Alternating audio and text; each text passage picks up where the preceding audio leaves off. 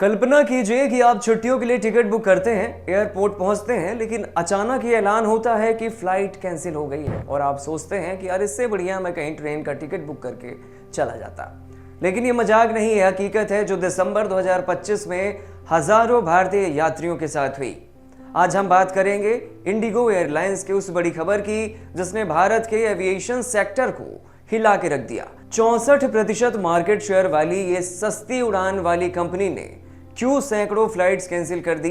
क्या ये सरकार के नए नियमों की नाकामी है या इंडिगो की मनमानी? केंद्रीय मंत्री राजमोहन नायडू ने राज्यसभा में साफ कहा कि ये इंडिगो की खुद की बनाई हुई समस्या है।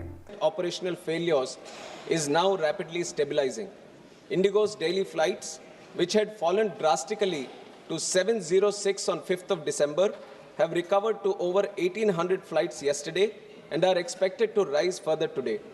All other airlines continue to operate smoothly across the country, and the airports are reporting normal conditions without crowding or distress. Refunds, baggage tracing, and passenger support measures remain under continuous supervision by the ministry. At the same time, accountability will be ensured. DGCA has issued show cause notices to Indigo's senior leadership and commenced a detailed enforcement investigation. दोस्तों, भारत की सबसे बड़ी airline Indigo, लेकिन इस बार ये airline अपनी punctuality नहीं बल्कि देश के इतिहास के सबसे बड़े एविएशन क्राइसिस के लिए सुर्खियों में है। बात करते हैं ऐसा क्या हुआ था और पूरे देश में संकट क्यों आया। पिछले कुछ दिनों में भारत के एविएशन सेक्टर में इतिहास का सबसे बड़ा ऑपरेशनल संकट देखने को मिला।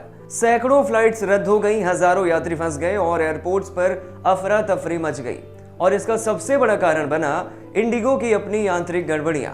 इंडिगो के पास भारत के आसमान में 64% मार्केट शेयर है। जब इतनी बड़ी कंपनी लड़खड़ाती है तो पूरा सिस्टम हिल जाता है। केंद्रीय नागरिक उड्डयन मंत्री के राममोहन नायडू ने राज्यसभा में खुद बताया कि इंडिगो ने नई FDTL यानी फ्लाइट ड्यूटी टाइम लिमिट नियमों के पालन की तैयारी नहीं की। ये वही नियम है जो पायलट और क्रू के काम करने के घंटे तय करते हैं ताकि सुरक्षा बनी रहे। और ये एक आंतरिक ऑपरेशनल फेलियर था। क्रू रोस्टिंग, प्लानिंग और मैनेजमेंट सब कुछ गड़बड़। 1 नवंबर को सभी एयरलाइंस को चेतावनी दी गई थी, लेकिन इंडिगो 1 दिसंबर तक चुप रहा और नतीजा क्या निकला? अचानक स्टाफ की भारी कमी हो गई और एक झटके में सैकड़ों फ्लाइटें रद्द हो गई। कई जानकारों का कहना है कि इंडिगो ने इच्छा से या अनजाने में ऐसी स्थिति पैदा की थी जिससे सरकार पर दबाव पड़ नियमों में ढील की मांग की जा सके और कंपनी अपनी बात मनवाने की कोशिश करे। जिनमें से federation of India pilots FIP के प्रेसिडेंट कैप्टन CS रंधावा, जिन्होंने CNBC TV 18 से बातचीत की और बताया कि क्राइसिस प्री प्लान था और इंडिगो ने इसे डेलिबरेटली इंजीनियर किया ताकि FDTL में टेम्परेरी रिलैक्सेशन मिले। उन्होंने जुडिशियल प्रोब और क्रिमिनल एक्शन की मांग की। नागरिक उड्डयन मंत्री राममोहन नायडू ने साफ कहा कि सरकार इतनी सख्त कार्रवाई करेगी कि यह बाकी एयरलाइंस के लिए मिसाल बन सकता है। इसी बीच DGCA ने इंडिगो के CEO और COO को कारण बताओ नोटिस भी भेज दिया है, क्योंकि सोमवार को ही लगभग 500 उड़ानें रद्द हुई। सिर्फ 1802 फ्लाइटें संचालित की गई। 9000 बैग्स मिसिंग हैं, जिनमें से सिर्फ 4500 रिटर्न हुए। 5,86,000 PNR रद्द हुए हैं और 570 करोड़ रुपए से अधिक रिफंड। इंडिगो कह रहा है कि 5-7 दिन में हालात सामान्य होंगे, लेकिन सच्चाई यह है कि नुकसान पहले ही हो चुका है।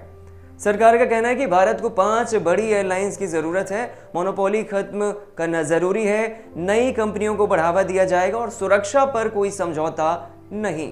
स्पष्ट है कि इंडिगो पर सिर्फ पेनाल्टी ही नहीं बल्कि मार्केट पावर घटाने की दिशा में भी कदम उठ सकते हैं। दोस्तों, इंडिगो की इस बड़ी गलती ने यह साफ कर दिया कि जब एक कंपनी अपना काम ठीक से नहीं करती तो उसका असर लाखों लोगों पर पड़ता है। सरकार की कार्रवाई अब किस दिशा में जाती है ये आने वाला समय बताएगा, लेकिन इतना तय है कि भारतीय विमानन क्षेत्र को और भी मजबूत और पारदर्शी बनाने की जरूरत है। अगर आपको वीडियो समझ आया और उपयोगी लगा तो इस वीडियो को लाइक करें, शेयर करें और अपना कमेंट जरूर करें। और हमारा ये जो चैनल है विन द फर्स्ट, इसे सब्सक्राइब जरूर करें।